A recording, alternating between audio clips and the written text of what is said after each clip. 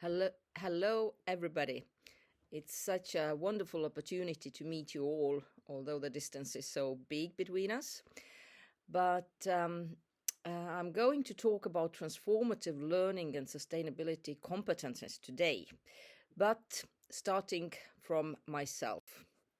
I come from a tiny country, Estonia, which belongs to the European Union, and we're located on the northern coast of the Baltic Sea, just south of Finland. And specifically, I come from West Estonia, which is a world famous region of water birds. So it's very famous for among ornithologists.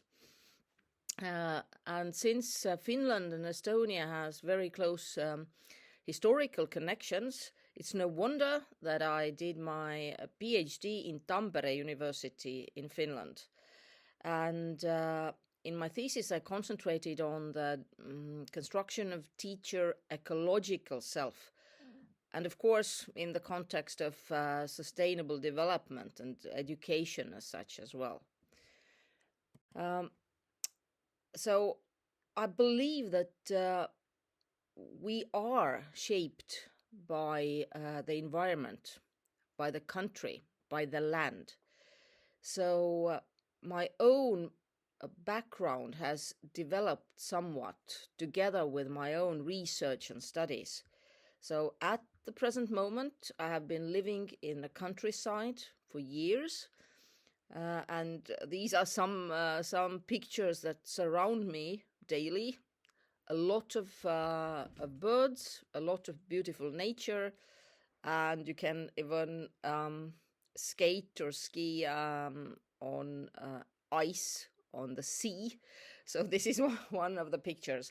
So I believe that there is no use of science if we don't act in practice based on that. And I come from the school where we discuss that limiting sustainability issues only to the talks around climate change and CO2 is a very narrow, even called a tunnel vision. So that is why I decided to concentrate in my today's presentation, especially this other, more deeper side of the sustainability education. And of course, we have been discussing sustainability crisis for years now on so many levels. And what I've noticed that we have been tangling ourselves in the middle of very fancy reporting systems and a lot of slogans. But are we really moving closer to some sort of a solution? And the fact is, and the facts show, that we're still like falling even into a more deep gap of those wicked problems we have been talking about for so long. So where to start searching for solutions for every single teacher? Is it in university or in grammar school? But somehow our teaching, our learning is a key, is a focus where we should do something, every one of us, so to say. And what are those aspects to consider then? What are those pedagogical insights when we talk about curriculum development? Now, first, of course, there is a question of what is sustainability. We're very briefly looking at this eternal discussion around the term itself. We know that there are hundreds of definitions of sustainability, but how does it help when we, as teachers, are standing in front of auditoriums? So we also look at the concept of unlearning unsustainability. And curriculum as a moral question, because we know the curriculum is, we can quite frankly say curriculum is a weapon, or a tool. So how to look at it in a more general way. And then, of course, pedagogical questions. So how to teach, what to teach, why to teach. So what are those underlying value systems that we should incorporate into every topic, into every field? And it's coming together under the umbrella of sustainability competencies here in this current presentation. And also we take a brief glimpse, what are those transformative learning methods then? Because we all know that such a learning in crisis needs developing a little bit different attitudes towards learning and teaching. So these are the key points we're going to discuss today, and I already apologize in advance that the time for that is very limited. So I'm rushing through the topics, hoping that you get a glimpse or an idea or a question which we can discuss then at the end. So what is our underlying understanding of sustainability? It is actually something that we should really seriously dig in, because sustainability, the solution for the future, is not talking about climate change. So frankly, my own experience with students, and both in the university and at schools, has been the same. They can listen to you when we talk about climate change, and they can look at devastating photos or videos, but it doesn't click into their hearts. It doesn't start the process of this transformative learning, what we're seeking. So for that, I included here in my presentation a very compressed view of weak and strong models of sustainability. And there are several different concepts and descriptions, but definitely one weak model of sustainability is this this notion of three components of like social, economical, environmental aspects, which we practically all know, I think, all people sitting here. And in the middle of this weak model of sustainability, we're still focusing on economic growth.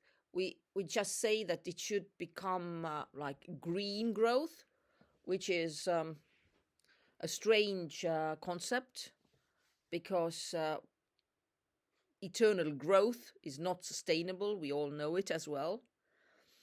And it aims somehow to measure the ecological services, as we even use the word service, ecological services, that we somehow believe that if we set a price tag on every nightingale singing in the forest, then we can manage it.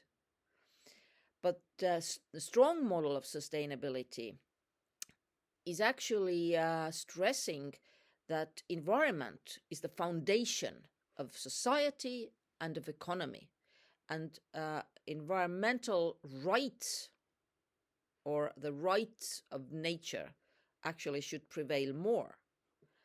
And it shows us that our own human existence is not based on economy. It's based on environment, on nature, on Mother Earth, so to say. So the focus, when we even talk about economy, for instance, at large, is not on growth, but the focus is on development. That means quality. So we need to bring back quality, not only economical aspects, but in everything. Quality in our personal lives, quality in our work, quality in education. But this is something that needs time. We're living in a treadmill, a constant flashing something between or in front of our eyes, but we don't have time to actually even discuss the quality aspects in education. We think that quality means measuring the grades or something like that. But when we talk about strong model of sustainability, if I have to compress it into one sentence, what is it? It is searching for our souls. Do we have time to search for our souls? What is a soul? Is it some kind of esoteric notion? Let's look into that. So here comes along a concept of unlearning on sustainability, which a lot of researchers actually have been discussing for some years already. And it actually stresses that we need to ask more fundamental questions of our being in the world, that we are somehow trying to green our societies or our economies or our lives by more ecological products or more measuring devices for more green life. But it is actually the disruption of existing thought patterns. That means that we must try to seek ways how to ask new questions, not just to green everything around us or paint it green, but to remember, to dig in our identities and ask again what kind of a life we want for societies, for ourselves, what makes us happy in a deeper sense of the word. So unlearning on sustainability, this concept brings along an innovation in education. And innovation in education, not as being like a technological leap towards artificial intelligence, but returning home. If we consider that returning home is returning to ourselves. So what I'm trying to say is that search for these keywords, unlearning, unsustainability, when you start thinking about rearranging your curriculums. And now, more concretely, when we start drafting a new curriculum for sustainability education, we must understand that curriculum is actually a question of morality, a question of meaning. It is not just putting random topics into one page, but for instance, as Tero Audio, a very well-known curriculum researcher, has said that the disconnection of morality from intellectual agendas of education should be addressed, because this has brought along the current crisis in education and curriculum.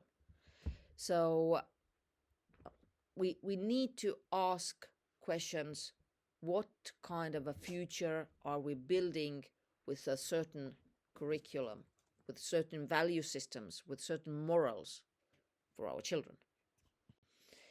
So the curriculum itself is a description of the vision, the mission, and the educational goals.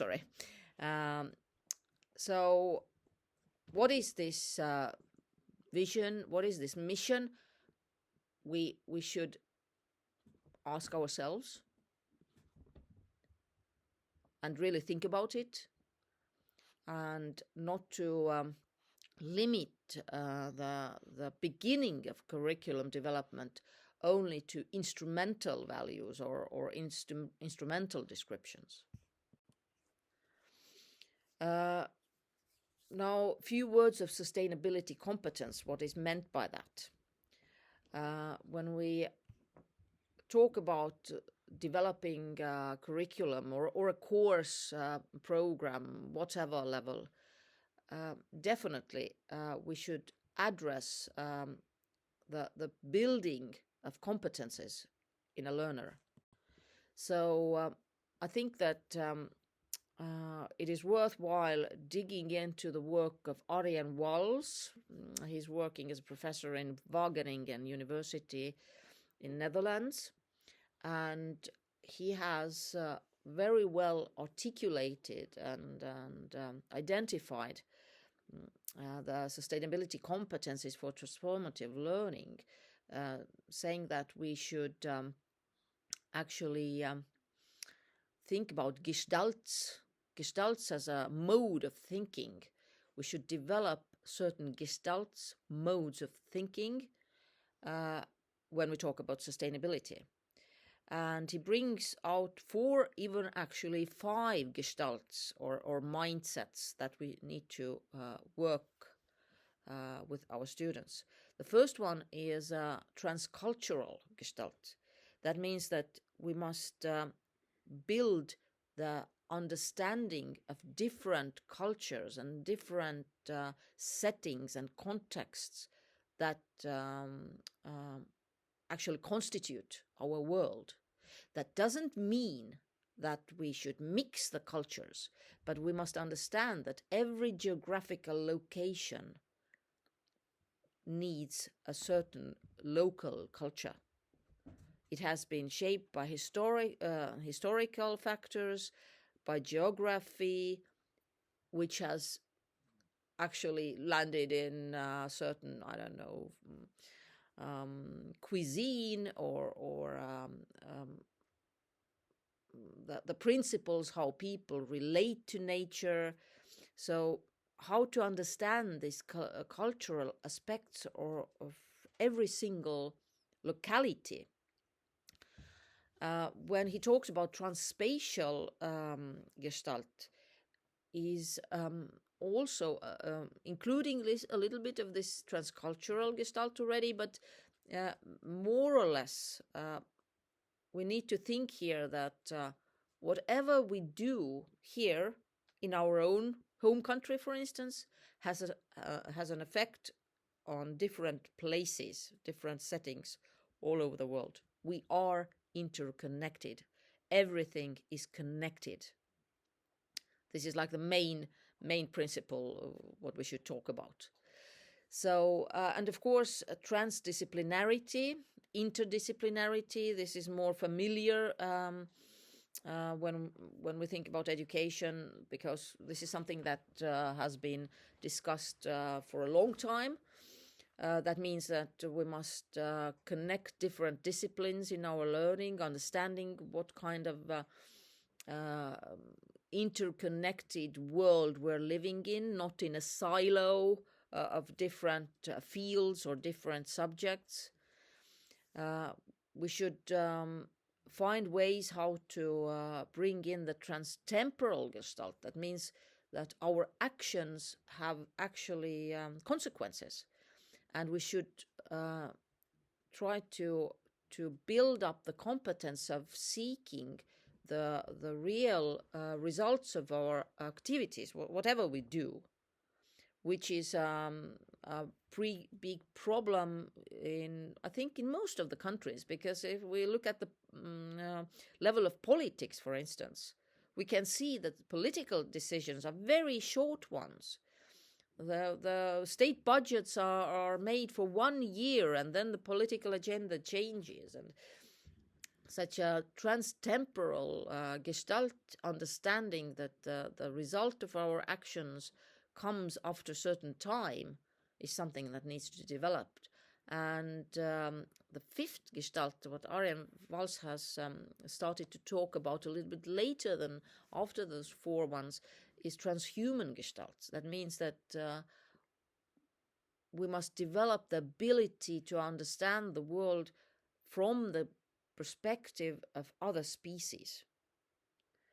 And just a very brief glimpse, when we, for instance, let's take little children, smaller children, preschool.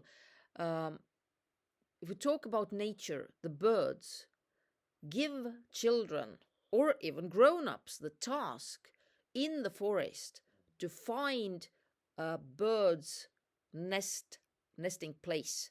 I mean, uh, try to have a game that you are the bird. You need to find the perfect nesting place and give the criteria that the nest should be in a hidden area, or no predators can find it, or so on and so forth.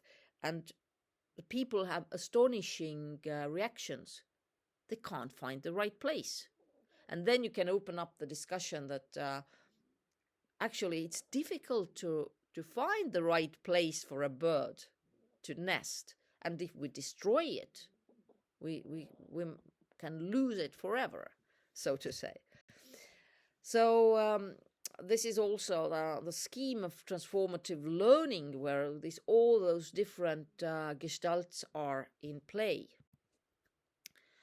I'm trying to rush a little bit because of the time here, but when we talk about sustainability competence, we can say that it is the ability to think in a forward-looking manner, to deal with uncertainty, and to deal with challenges for the future.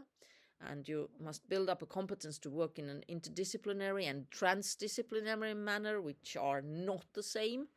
Inter and transdisciplinary, it's a little bit bigger topic here. And you must develop the competence to achieve a transcultural understanding, and also the ability to feel empathy not towards other people but other species, and to reflect on different individual and cultural levels as well, seeking your own meaning of life and connecting it to the whole web of life in the world. So final slides about transformative learning, which again I think is a very good way of analyzing it, although we don't have so much time for it. But there are different ways how we approach learning. Is it participatory? Is it authoritative? Is it a transmissive process when we just give knowledge? Or is it a social constructivist and transformative learning when we discover the world around us? So the key here is that we must create the learning process in such a way that it enables us to think about the root questions, the root existent questions, why we are in the world. And it's very much the working with worldviews and identities and meaning of life, if you want. So how to do it, and the concrete methods, also Grierson and Monroe has discussed it and brought a lot of good examples. And of course that we should start with, for instance, problem-based learning, analyzing different problems, because if we address what the problem in the world is, or what is the problem, I don't know, in agriculture, for instance, we should use also specific methods like the root cause analysis method, because it gives a totally different result. And teaching critical thinking is a task for itself. So there are a lot of interesting methods. I'm sorry we don't have time, but you get the slides and you can dig in for yourself. So I also compiled such a table that you can study if necessary for your own benefit. For instance, storytelling or role playing. You can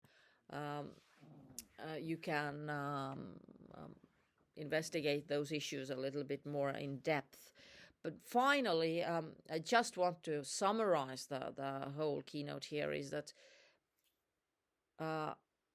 we need to break through this superficial level of sustainability learning that just saying that there's too many products or overconsumption and let's sort the garbage better. This is not sustainability education, I might say.